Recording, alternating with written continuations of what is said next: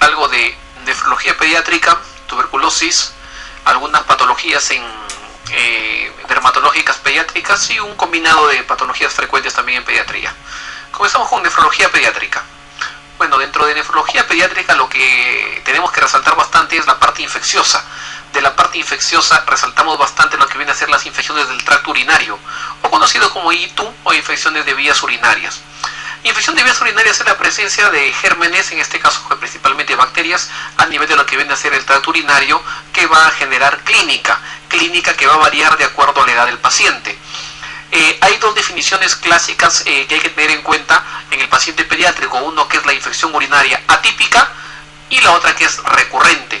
La atípica es aquella que no entra dentro del, como el nombre lo dice, no es el cuadro típico, es decir, que va con enfermedad grave, va con la presencia de pobre flujo urinario, masa abdominal o vesical, con sepsis, con aumento de creatinina y que el germen no es Escherichia coli. E hito recurrente, tenemos la presencia de 2 o más episodios de pielonefritis, un episodio de pielonitis o uno más de ITU baja, o 3 más de ITU baja. En pediatría cabe resaltar lo siguiente, que cerca de, varía de acuerdo a los estudios que se han hecho, pero en promedio 30 a 40% mínimo de infecciones urinarias en pediatría son recurrentes. Entonces es importante conocer la definición de ITU recurrente. Agente más frecuente. Los agentes más frecuentes de infecciones urinarias en el paciente pediátrico son enterobacterias, gram negativos, y ahí a la cabeza está Escherichia coli. La Escherichia coli es responsable de más de por lo menos el 85% de infección de vías urinarias. Escherichia coli en la cabeza. Tenemos otras como Klebsiella, tenemos otras como Proteus, que también se pueden llegar a presentar, pero en la cabeza Escherichia coli es la etiología más frecuente. Resaltar también, acá el que debe estar subrayado no es el epidermidis, sino el saprophyticus, ¿ya? El saprophyticus es un gran positivo que genera infección de vías urinarias, sobre todo en adolescentes que ya tienen relaciones sexuales. Adolescentes mujeres que ya tienen relaciones sexuales, Staphylococcus saprophyticus. Antes de entrar a la parte de método de recogida de orina, recordarles la clínica. La clínica de una infección de vías urinarias en el paciente pediátrico es variable. En general, les recuerdo lo siguiente, que a menor edad del paciente, la clínica en toda patología pediátrica, la clínica es más inespecífica. A mayor edad, la clínica es mucho más clara. Ejemplo, en infección de vías urinarias, pasado los 3 años de edad, el paciente ya comienza a decir, doctor, me duele la barriga, arde al orinar, siente con un poco de quemazón al orinar, o sea, lo que es disuria, polaquiuria, tenesmo, urgencia miccional, ya puede ser claramente dado a conocer por los padres o por los niños pasados los 3 años de edad. Antes de los 3 años de edad no va a haber mucha manifestación y el médico a veces tiene que evaluar y definir qué otras molestias hay. Pero independientemente de la edad, hay 3 elementos clínicos que siempre están presentes, que es dolor abdominal, fiebre y vómitos. Clínica frecuentemente asociada a una infección de vías urinarias, dolor abdominal, cuando es pequeñito se manifiesta como irritabilidad, fiebre y vómitos. Esa es la clínica de una infección de vías urinarias.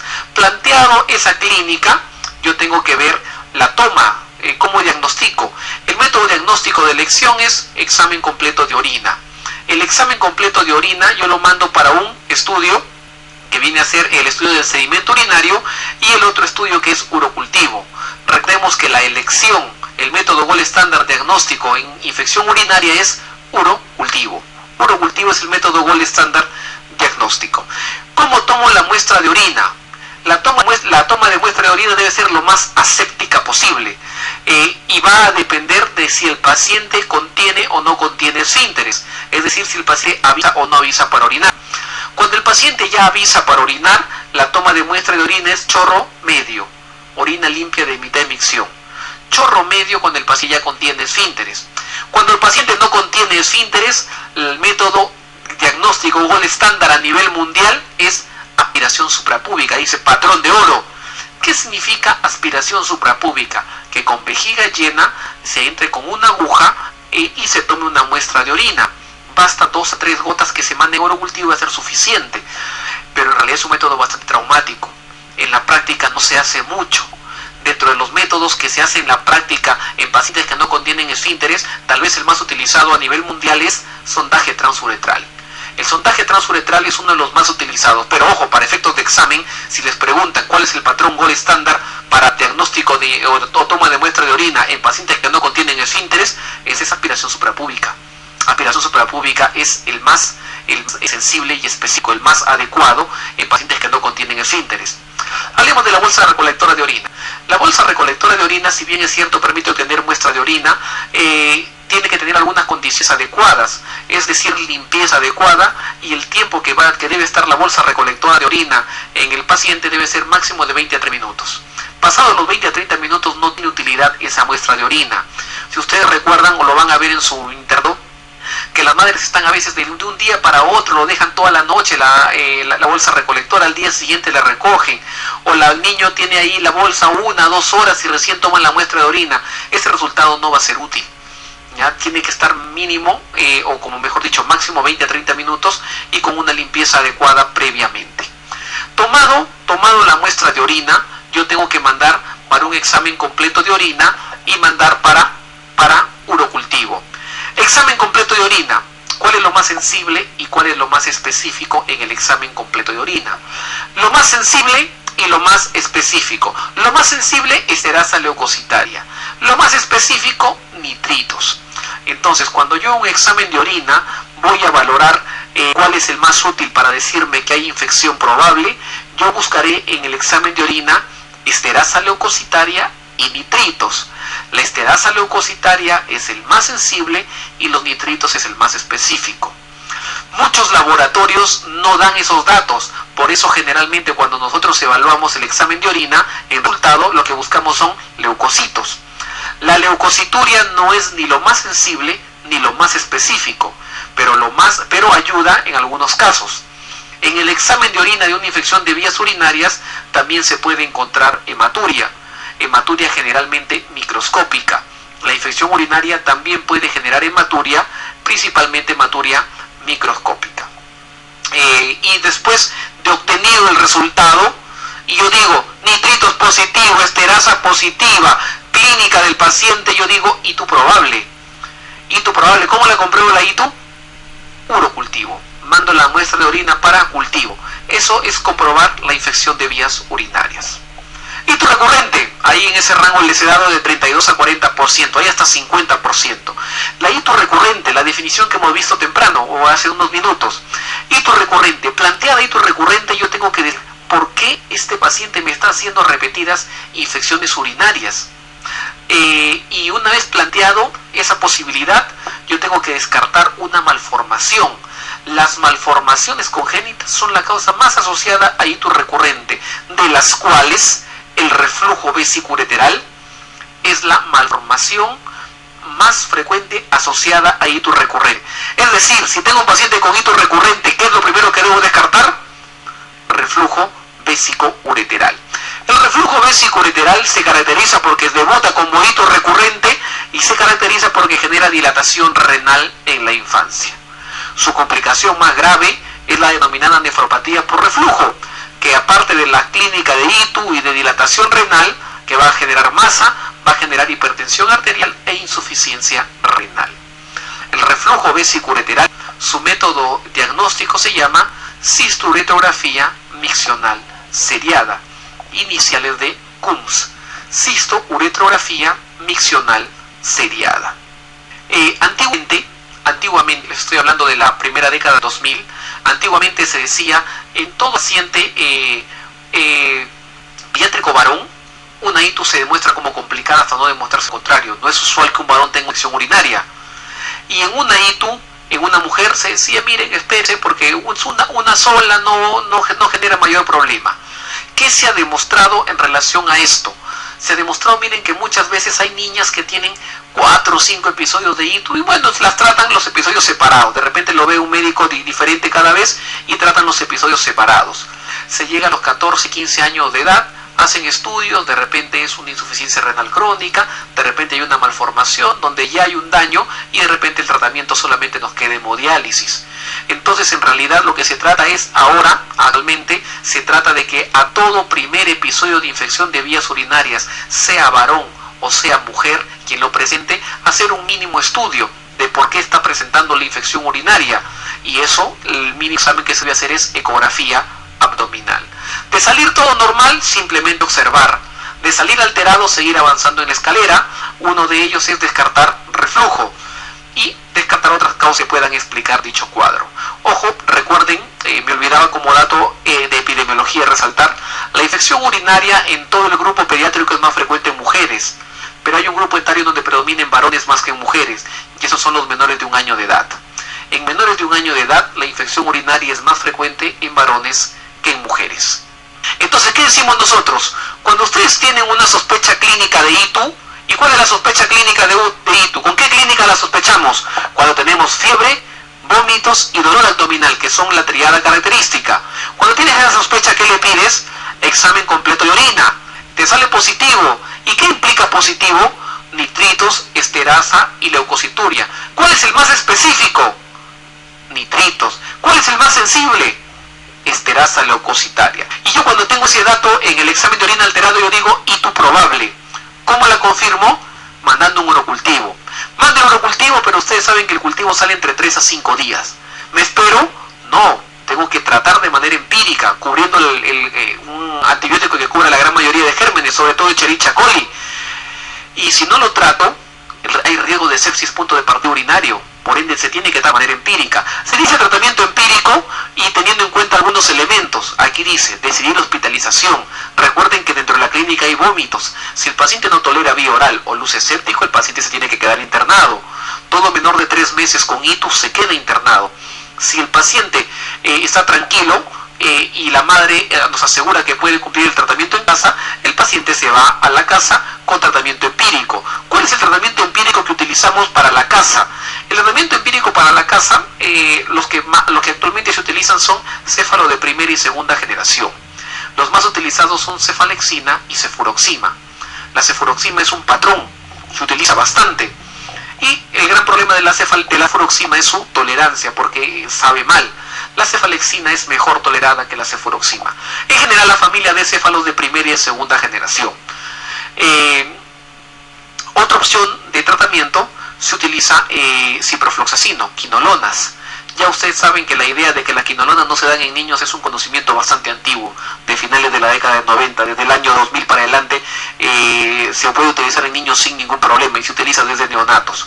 Quinolona, sobre todo fluoroquinolona, si estamos hablando de ciprofloxacino, es otra opción a utilizar. Se utiliza bastante, por ejemplo, en escolares y adolescentes. El paciente necesita internamiento. Para manejo intrahospitalario, el antibiótico que más se utiliza, o los antibióticos que más se utilizan son aminoglucósidos, amikacina o gentamicina, y el otro de ellos, cefalosporina de tercera generación, ceftriaxona. Yo doy tratamiento, y el tratamiento del paciente sale el cultivo, y una vez que sale el cultivo me dice, sensible, continúo el tratamiento, resistente, ver alternativas según el urocultivo. Terminado el tratamiento, yo aquí hice evaluación posterior, tomar un urocultivo de control, tomar una ecografía renal para descartar que hay algún problema a nivel anatómico, y si es que la alteración ecográfica lo amerita, pedir un CUMS, cisturetrografía miccional seriada, para descartar un cuadro de reflujo vésico-ureteral. Síndrome hemolítico urémico. Síndrome hemolítico urémico. El síndrome hemolítico urémico tiene, vamos a hablar una figura claramente establecida. Síndrome hemolítico urémico, ¿cómo es? Aquel paciente que la semana pasada tuvo un cuadro de diarrea y que después de unos días, esta semana, viene porque la madre dice, doctor, ¿sabe qué? Antes normalmente yo le cambiaba a mi hijito 5 pañales al día, ahora le cambio 1 o 2 pañales al día. Pobre flujo urinario. Doctor, lo noto más hinchado, edema, o sea, cuadro renal. Pobre flujo urinario, edema. Doctor, además, ¿sabe qué? Lo noto muy pálido, lo noto muy blanco. Palidez, anemia hemolítica. Y tercer criterio, doctor, le han salido unos puntitos morados en el cuerpo, petequias, trombocitopenia. Urémico hemolítico, antecedente de cuadro de diarrea, generalmente disentérica, que días después el paciente viene por una triada clínica, caracterizado por problema renal, insuficiencia renal aguda, que clínicamente se manifiesta con edema y pobre flujo urinario. Desde el punto de vista, el segundo componente, palidez clínicamente, se demuestra anemia hemolítica. Y el tercer componente, trombocitopenia. Esa es el cuadro de síndrome hemolítico urémico. El síndrome hemolítico urémico tiene muchas causas, no tener la idea equivocada que solamente es postdiarreico. Si bien es cierto, 90% de los casos son postdiarreicos, hay casos que son genéticos, hay secundario a fármacos, hay secundario a infecciones respiratorias. La más frecuente es postdiarreica. De los cuadros postdiarreicos, el agente que frecuentemente lo desencadena es la Escherichia coli enterohemorrágica, productora de toxina Shiga o productora de la denominada verotoxina. Escherichia coli enterohemorrágica, conocida como O157H7, productora de toxina Shiga o verotoxina. Esa toxina Shiga o verotoxina es la que se encarga de generar todo el cuadro gastrointestinal, generando el compromiso en el síndrome hemolítico urémico. En los exámenes que yo le voy a pedir al paciente, evaluemos los tres componentes. A nivel de la parte renal, le pediré urea y creatinina, le pediré depuración de creatinina y valoraré el flujo urinario del paciente en las horas y sobre todo en 24 horas. A nivel del examen de sangre para la parte de anemia y la parte de trombocitopenia, le pido un hemograma. En el hemograma me puede salir esquistocitos en sangre periférica. Esa es característica de esta anemia y eso se denomina anemia hemolítica microangiopática, con esquistocitos en sangre periférica. Los esquistocitos son características de este tipo de cuadro. Y la plaquetopenia, que puede estar en grado variable, generalmente menos de 100.000. Siempre en el cuadro urémico hemolítico valorar la clínica neurológica. Muchos pacientes debutan convulsionando o con trastorno de conciencia por los problemas metabólicos ya establecidos en este paciente. Tratamiento. El tratamiento del síndrome urémico hemolítico es, en una sola palabra, sintomático o soporte. Sintomático o soporte. ¿Qué trato? Trato los tres elementos de la triada. Recuerden que es un síndrome. Mejoraría tratando la causa de fondo también, pero tratando los tres elementos de la triada. Si tiene anemia hemolítica y tiene trombocitopenia, posibilidad de transfundir hemoderivados. Si tiene insuficiencia renal, decidir. Primero, ¿le doy o le restringo líquido? Le restringo líquido. Y siguiente elemento, decidir si está en condiciones o criterios para entrar a diálisis o no. De requerir diálisis, el principal indicador o la principal diálisis a utilizar es la diálisis peritoneal en este grupo de pacientes. O sea, manejo de insuficiencia renal con restricción hídrica y diálisis peritoneal y transfusión de hemoderivados. ¿Cuál es el agente causal más frecuente de ictus en niñas? ¿Cuál es el más frecuente? Escherichia coli de lejos. ¿Qué porcentaje más o menos? 85 para arriba, 85 al 90%. Niña de 2 años de edad. Presenta fiebre, náuseas y vómitos desde hace 2 días, sin otros síntomas ni signos al examen físico. Un examen de orina obtenido con bolsa colectora previa limpieza muestra leucocitos de 80, gérmenes 3 cruces. Conducta más adecuada para confirmar el diagnóstico. Recolectar muestra de orina con bolsa recolectora para urocultivo. Solicitar urocultivo de la muestra inicial. Grande la muestra analizada. Examen con punción suprapúbica. Orina con sonda vesical. Tengo un examen de orina alterado, con sonda, tomado supuestamente con la limpieza adecuada. Entonces yo tengo que pedir para un examen de orina, para una ITU probable que debo pedir urocultivo. Tengo la A que dice, 2 nada más dicen urocultivo, la A y la B. La A dice recolectar muestra de orina con bolsa recolectora para urocultivo y la B, urocultivo de la muestra inicial. Si ya tengo una muestra alterada y yo tengo una ITU probable, el urocultivo tendría que ser idealmente de la muestra inicial, ¿cierto? Urocultivo de la muestra inicial. 6 años de edad con edema palpebral matutino desde hace 15 días, que ha incrementado en los últimos días, con edema de miembros inferiores, palidez, cansancio y dolor abdominal. Al examen decaído, edema palpebral, edema bilateral de miembros inferiores con fobia hasta rodillas. Cuando yo tengo un paciente con edema, ustedes saben que el edema tiene muchas causas. Edema de causa cardíaca, renal, hepático, nutricional. Las causas más frecuentes de edema en el paciente pediátrico son 2, nutricional y renal. Entre lo renal yo debo descartar el famoso síndrome nefrótico. El síndrome nefrótico debuta con un cuadro caracterizado por edema. El nefrítico, su clínica o su alteración principal es hematuria. Acá tengo un paciente que tiene edema palpebral matutino, tiene miembros inferiores, tiene dolor abdominal, con edema palpebral, con edema bilateral de miembros inferiores. El examen auxiliar que inicialmente pide para establecer el diagnóstico, si tiene edema de causa renal y es un probable nefrótico, ¿cuál es el principal hallazgo de un cuadro nefrótico? Proteinuria. O sea que el examen que debo pedir es examen completo de orina. ¿Cuál es la causa más frecuente de infección urinaria a repetición en el niño? Infección urinaria recurrente, hito recurrente. ¿Causa más frecuente? Reflujo vesicoureteral. El factor predisponente más frecuente de hito recurrente en niñas es reflujo vesicoureteral. Cada vez que les planteen la posibilidad de hito recurrente, siempre piensa en la malformación más frecuente, que es reflujo vesicoureteral. En la triada clásica del síndrome hemolítico urémico, además de la insuficiencia renal, ¿qué además se presenta? Anemia hemolítica microangiopática y la presencia de trombocitopenia. Anemia hemolítica microangiopática y trombocitopenia. Lactante varón de 18 meses presenta ausencia de ambos testículos en el escroto. Primera posibilidad diagnóstica. Bueno, la ausencia de testículos en la bolsa escrotal se conoce con el nombre de crictorquidia, que puede ser unilateral generalmente y es lo más frecuente, o que puede llegar a ser bilateral.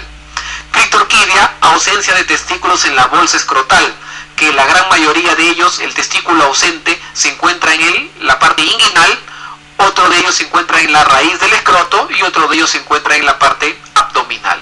Esa es la localización. La localización más frecuente del testículo ausente es inguinal. Crictorquidia. La crictorquidia, primero, dato importante a recordar. Van a haber varios apartados cuando les hablen de crictorquidia. Un punto bastante importante de crictorquidia es saber a qué edad yo opero. ¿Ya? Se puede esperar o dar como edad máxima de tope que un testículo baje al año de edad. Si un testículo no baja a los 12 meses, no va a bajar. Y el tratamiento de elección pasa a ser quirúrgico. O sea, la cirugía en crictorquidia es a partir de los 12 meses de edad. Y la elección de tratamiento se llama orquidopexia. Orquidopexia. Crictorquidia, orquidopexia. Ojo, acá dice 6 primeros meses, pero tiene un apartado a recordar. Les explico de qué se trata. Un paciente que nació a término y un pretérmino. En el paciente que nació a término, generalmente baja en los primeros 6 meses. Raro es que en un paciente que nació a término, el testículo baje en 3 a 12 meses. Se puede dar, pero es lo infrecuente. En el paciente pretérmino, que no está escrito ahí, en el paciente pretérmino se da la chance hasta el año. Entonces, como conjunto, en todo paciente pediátrico varón que tenga testículo ausente en la bolsa escrotal se da como chance hasta los 12 meses. Si un testículo no bajó hasta los 12 meses, ya no va a bajar y por ende la conducta pasa a ser quirúrgica. La elección, orquidopexia. Tuberculosis. La idea del tema de tuberculosis en niños es para ver la diferencia de los adultos. Probablemente lo van a discutir más toda la parte de fisiopatología y cómo se da en la parte de neumología. Vamos a ver la diferencia de la TBC del niño con la TBC del adulto. Primero, la TBC del niño. Nuestro país es un factor, el vivir en el Perú es un factor de riesgo para tuberculosis. En el Perú vamos a encontrar tuberculosis frecuentemente y en las zonas más pobres de nuestro país se encuentra mucho más. La tuberculosis en los niños. La tuberculosis en el niño es un evento centinela. ¿Qué quiere decir? Que es, le llaman la punta del iceberg. Cuando yo encuentro tuberculosis en un niño, significa que hay muchos adultos probablemente que tienen. Y para que la tuberculosis tenga un niño, ha sido transmisión de un adulto hacia un niño. Alguien que tiene contacto directo entre el niño y el adulto. Vía de contagio respiratoria, por las gotitas respiratorias. El niño lo capta, ingresa el germen y llega a la parte respiratoria, y en la parte respiratoria es captado por los neumocitos. Lo fagocitan los neumocitos al bacilo de Koch, pero no lo destruyen.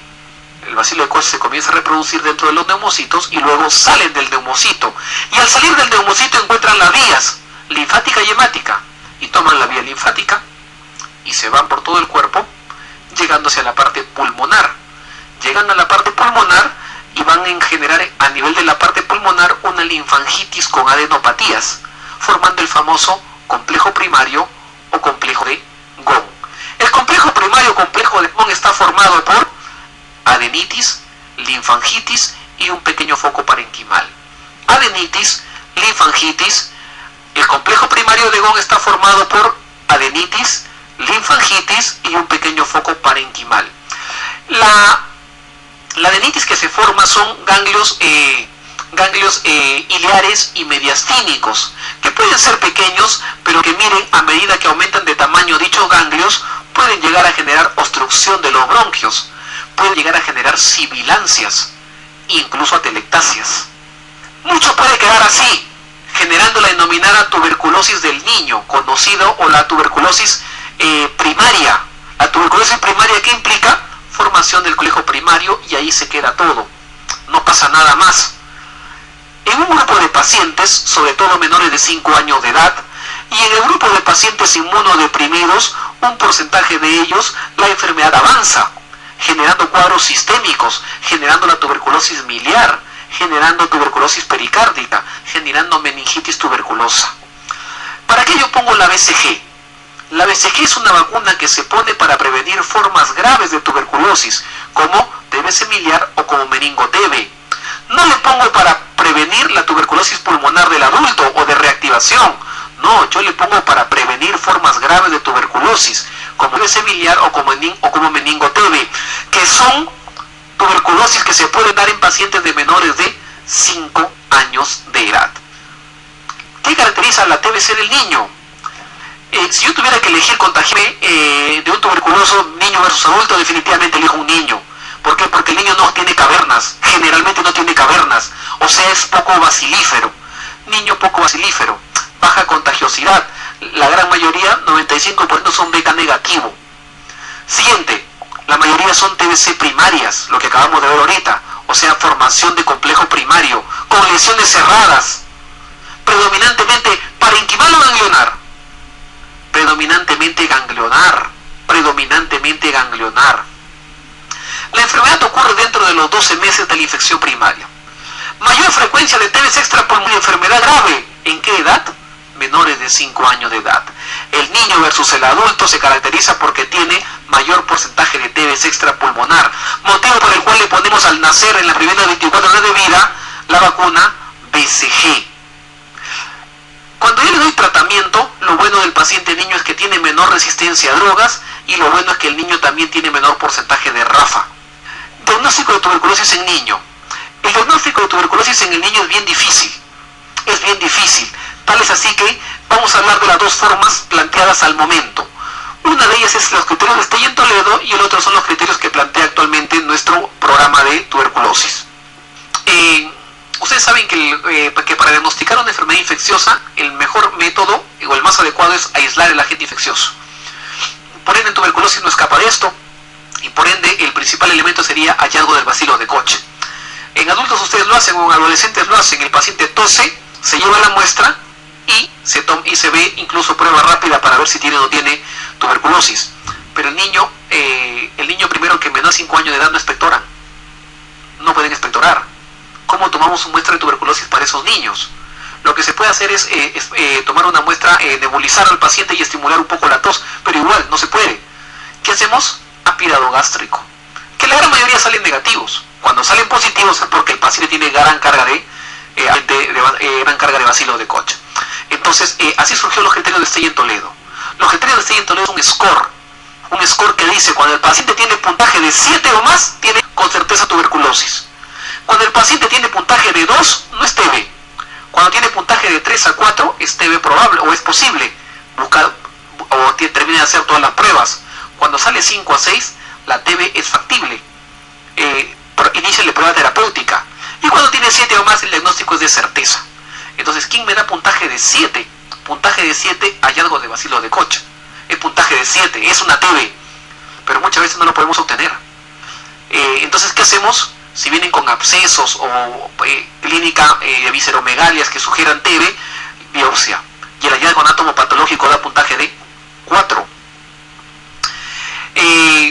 Por ejemplo, antes de entrar al test, yo estoy rotando en neumo y me hemoctiza un paciente, tuberculosis o BK3 cruces XDR, Ustedes se estresan, dicen me voy a contagiar de tuberculosis y a la semana, a los días se quieren hacer toda la prueba.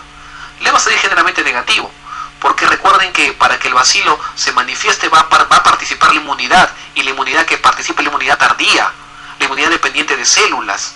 Ahí participa el PPD.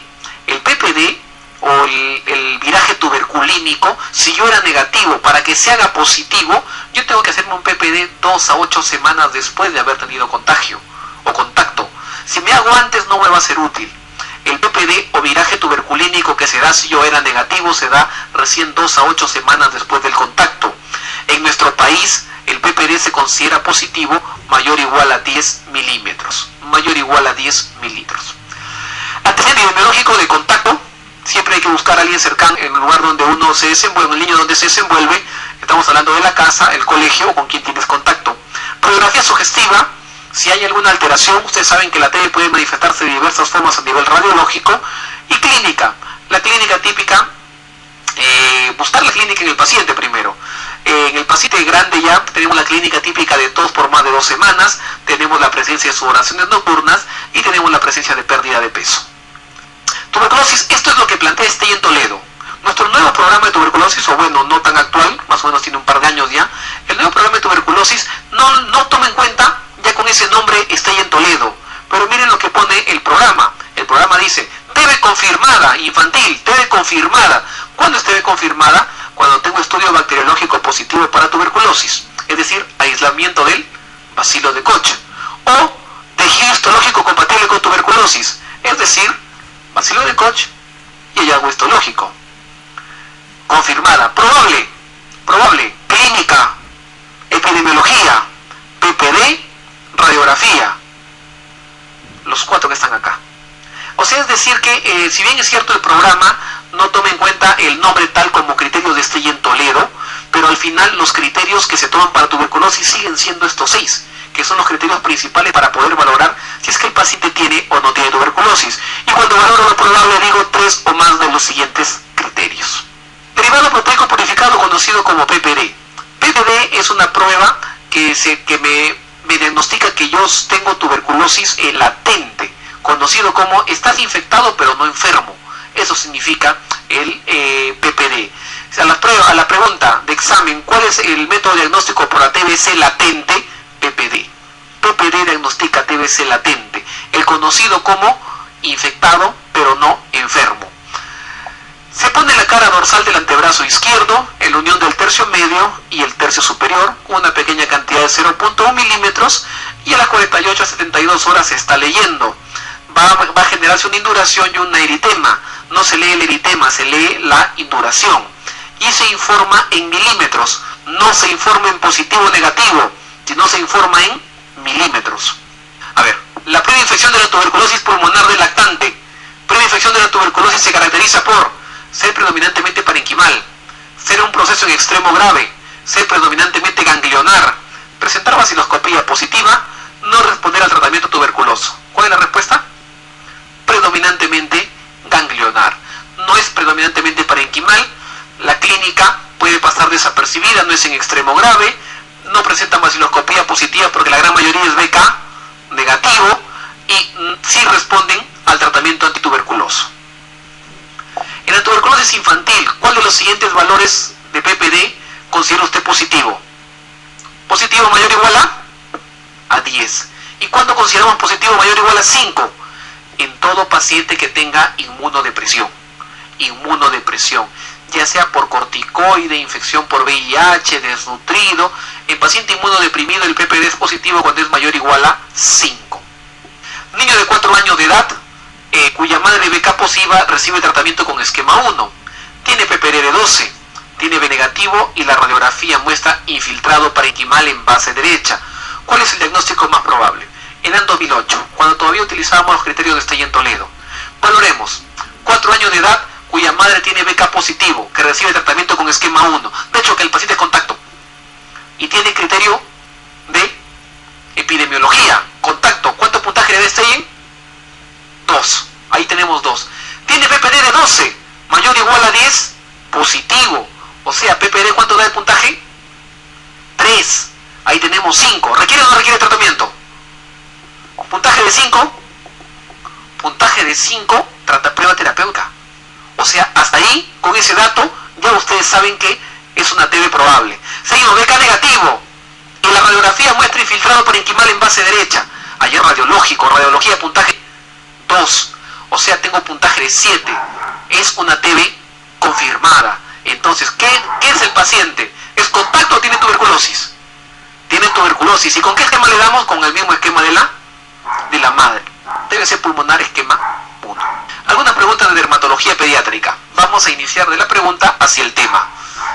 Niña de 2 años de edad presenta traumatismo de cara con escoriaciones en el arco superciliar derecho. Acude a tercer día por presentar fiebre 39, decaimiento, edema bipalpebral, con movilidad ocular conservada e indolora, sin quemosis. ¿Cuál es el diagnóstico probable? En preguntas de examen de este tipo, uno utilicen al máximo lo que la pregunta les da. No hay que suponer algunas cosas más que pueden haber que la pregunta no les da. Hay que utilizar los datos de la pregunta.